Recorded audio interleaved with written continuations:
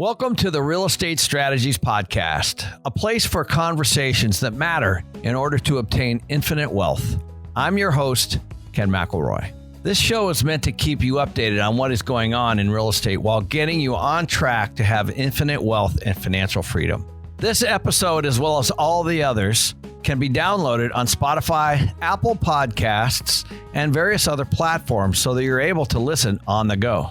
To get my weekly newsletter where we keep these conversations going and explore the trending topics in real estate today, please go to www.kenmcelroy.com/news. Let's dive into today's episode. So, hey, everybody, it's Ken here, and I am so excited to have Rachel on the podcast. So Rachel's a big TikTok star. So for all you guys that have kids or yourself, or you're under 30 or you're trying to figure stuff out, this young woman here and her husband have acquired 40 doors. They have a lot of cash flow. They're on their way to financial freedom, and they did it in a very short period of time, and they're both still in their 20s. She's got 2 books already. Guys, let me tell you something. You gotta pay attention to this girl here. You won't keep up. So she's written Money Honey and another book called Passive Income, Aggressive Retirement. Welcome to the show, Rachel. Welcome. Thank you so much, Ken. I really appreciate it. Yeah. So why don't you talk a little bit about how your channel started and what you're trying to do with it? Because I know it's just immediately went viral, and obviously there's a massive need for this information. And what do you plan on doing with it? There's truly a big need. We are in a financial education crisis. At no point in our lives are we taught how to manage our money. And the problem I saw in the marketplace was that finance is boring. It's a boring, dry, complex topic. No wonder all my female friends don't like to learn about it. So I thought to myself, well, how can I make this topic sassy and fun and simple? And it really started with my books. I wrote and self-published Money Honey in 2017. It took off, and that was kind of my first business that I started. I didn't start the TikTok until later, but TikTok's been a lot of fun, and it's certainly gone viral quickly. There's just such a need for concise, engaging, funny content where you can learn about financial literacy, because I know every single millennial I know wants to improve themselves in that area. Oh, for sure. So what did you put in that book? I love the name, and obviously it goes with your channel itself. And for you guys don't know, go over to Money Honey Rachel. She's got great videos on this stuff. And what did you put in the book? And because I know it was a success. Why do you think that happened? Thank you. Yeah, I think I just was able to talk about money in a very casual way. I have jokes, I have memes, I have acronyms and phrases that young people use and understand. And it's really about the basics of money management. So saving, budgeting, investing, debt, taxes, and insurance. And it took off. One of the most common feedbacks I get is that it feels like they're having coffee with a friend and they're talking about money. So that was really my goal. I basically wrote it for my best friend, and I'm so happy it's resonated with people. Good for you. Good for you. So when you guys got the courage, and I know that you started off as a financial advisor, and you've obviously been a hustler your whole life, and really drilled into the, financial education and read a lot. So, but that first deal is always scary, right? And that a lot of people ask me, how do I start? And they get kind of held back, and you guys didn't. And not only did you just do that first duplex quickly, but you jumped and scaled very, very quickly. So could you talk about the mindset and how you got over, and that first deal, and then also how you felt confident about, what to do? Yeah, I'm really glad you asked, Ken, because we did procrastinate. It may not sound like it if we bought, I bought my first duplex when I was 24, but I did drag my feet. And looking back, I could have gotten started a lot sooner if I had known about things like house hacking and the Burr method. I just didn't know enough at that time. But here's the thing. You're talking to the biggest type A control freak perfectionist ever.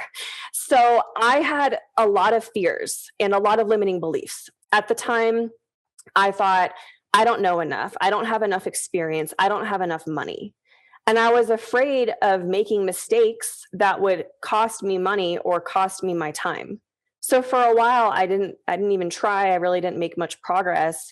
And then I finally had to just accept the fact that I was going to make mistakes. So I needed to give up the perfectionism in me and just accept the fact that I was going to make mistakes. And if I wanted to get started in real estate investing, there's no way to avoid that. And I'm years into real estate investing. I'm still making mistakes. So we're all going to keep making mistakes for the rest of our life and learning, and that's unavoidable. But once I gave myself the grace of accepting that, that really helped me get over the hump.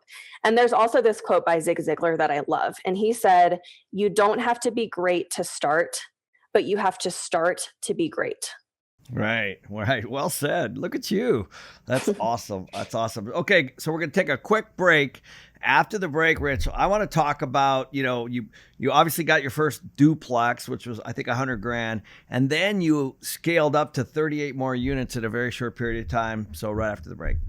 This video is sponsored by NorthOne. NorthOne helps you manage your money by making banking effortless. Whether you're just starting out in real estate investing, own a few single-family properties, or have an extensive multifamily portfolio, you know that you'll need to be able to make your money from anywhere. With NorthOne, it doesn't matter if you're at home or on the go. Everything you need to manage your business finances is at your fingertips, and you'll never have to step foot in a bank branch again. Now check this out. They have this thing called envelopes, which makes it easy to manage and save your money. All that incoming cash flow is organized and you can budget for your next big investment. Plus, you can keep track of all your different expenses like mortgage, maintenance, landscaping, and marketing. If you use tools like QuickBooks, Stripe, Square, PayPal, great news. They connect with your NorthOne account to make your experience seamless. You can also send and deposit checks in minutes using the NorthOne mobile app. It's totally paperless. Deposit and withdraw cash for free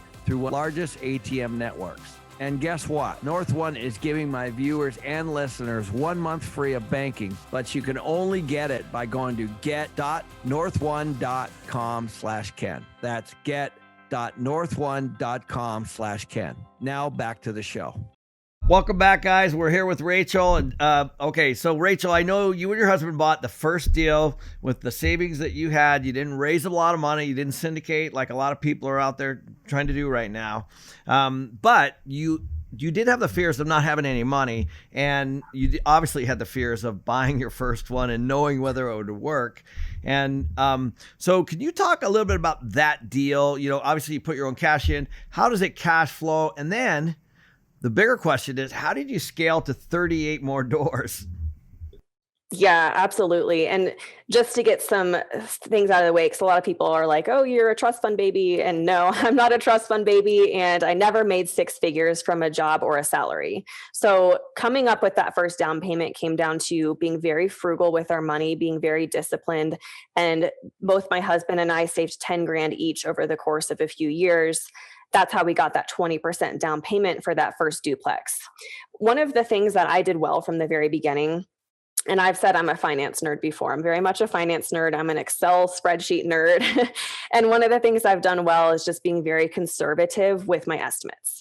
I think what a lot of new investors, where they make mistakes, is they think, "Oh, well, here's the rent that I'm going to make minus the mortgage payment, and here's my profit." And that is not at all accurate. Right. That's not how things work. Yeah. There's like 10 other expense categories you need to account for. There's vacancy, there's utilities, right? Who's going to pay for the water and electric? You are the tenant. What about pest control? What about HOA fees, maintenance, lawn care, property management? I could go on and on. So clearly you have to account for all those different buckets. If you can do that correctly and conservatively, you're going to do really, really well. And that's what I did a good job of. I wanted the property in real life to actually perform better than what I had projected in my spreadsheet. And that's been the case for all of them except for one. So that's how, and when we first bought that duplex, just to give you an idea of the numbers, one side was completely unlivable. We had to do a total renovation. The other side was being rented for $600 a month. So it was very under rented. I thought we could get more like $750 per month.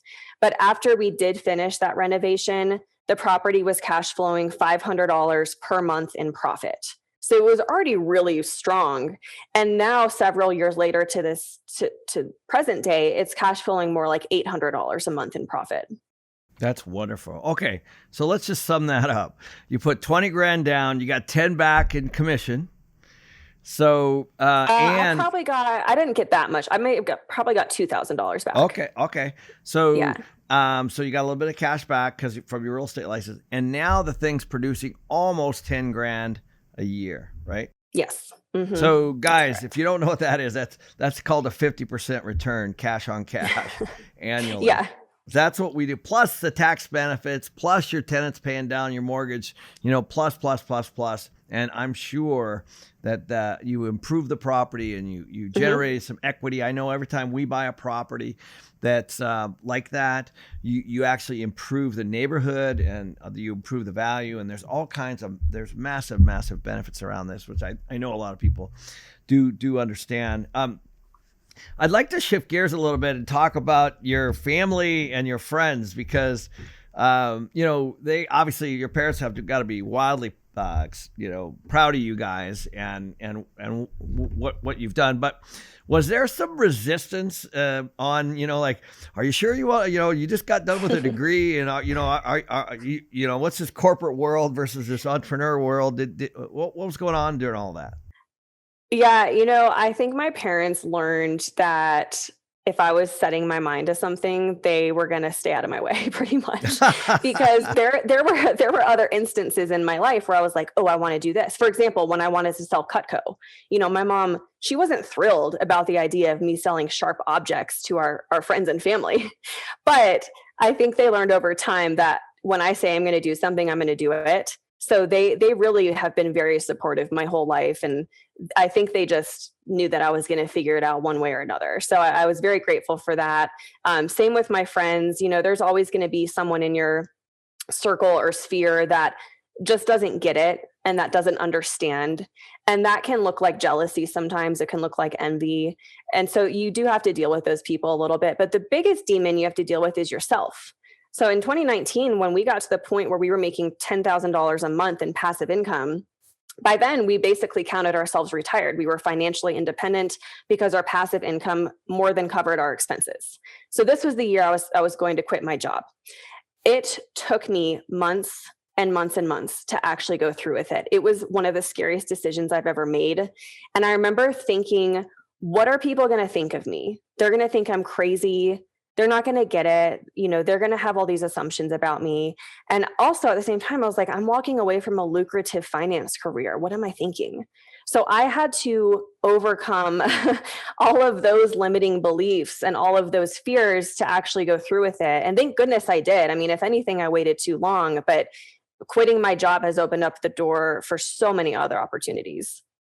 Yeah, that's thank you, by the way, because I know it had to be emotional. I mean, a lot of people are trying to do this in their 30s or 40s or 50s. A lot of people have never done this.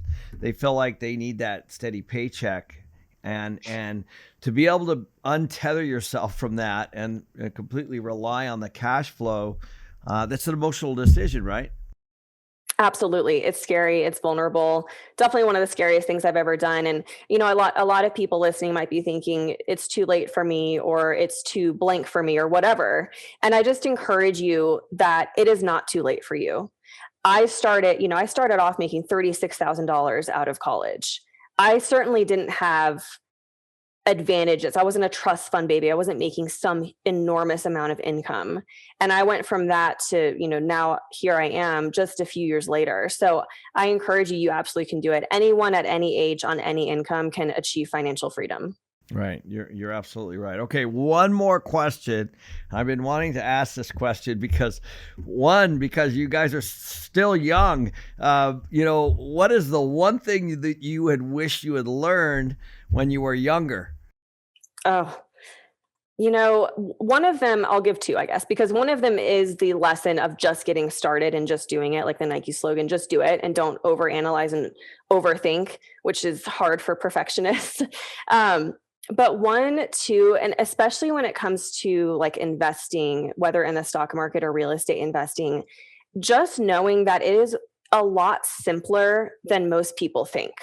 So a lot of women my age get really intimidated to invest in the stock market because it's this big, scary thing. And it certainly feels that way. I completely agree with that. But when it comes down to it, if you just follow a few simple rules, you're going to do amazing. Don't get caught up in the latest trends. Don't ever chase trends. Stick to what is tried and true, which in my experience has been investing in ETFs and index funds for the long run and not trying to buy and sell based on what's happening in the market. Yeah, very, very good advice for somebody who's done it, somebody who was a financial planner and managed other people's wealth and then broke off of that completely to create her own passive income so that her and her husband are financially free. Well, Rachel, it's been a pleasure and a blessing to have you on the show today. How do people get a hold of you, and what's the best way to reach out? Thank you so much, Ken. It's been an absolute honor. I really appreciate it. So both of my books, Money Honey and Passive Income Aggressive Retirement, are available on Amazon in ebook, paperback, and audio. And what I'd love to do for your listeners is if anyone wants to download my Passive Income Starter Kit, I will give that for free. So you can go to moneyhoneyrachel.com/bonus. Okay, great. And we'll put that up on the screen for when we put this up on YouTube as well. And, I can't wait to keep following you. I can't wait to, keep tethered to you and see what you're up to over the next few years. I have a feeling that it's going to be big, and congratulations to you and your husband. Thank you so much, Ken. You bet, Rachel. Good chatting with you. You too.